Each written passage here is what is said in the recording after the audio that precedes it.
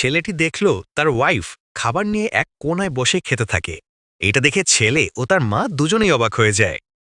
ছেলেটি যখন তাকে টেবিলে বসে খেতে বলে তখন সে বলে তাকে যেন মানা না হয়। এইটা দেখে ছেলে ও তার মা দুজনেই অবাক হয়ে যায়। তখন একটা লোক বলে মেয়েটার সৎ মা এবং বোন তাকে অনেক নির্যাতন করে এবং কুকুরের সাথে তাকে খেতে দেয়। এটা শুনে ছেলেটা মেয়েটার প্রতিশোধ নেওয়ার জন্য কসম কাটে। ছেলেটা একটা ব্রেসলেট মেয়েটাকে পরিয়ে দেয় যেটা ধনী পরিবারের প্রতীক ছিল। এরপর ছেলেটাকে সুন্দরভাবে সাজিয়ে বিয়ের অনুষ্ঠানে নিয়ে যায়।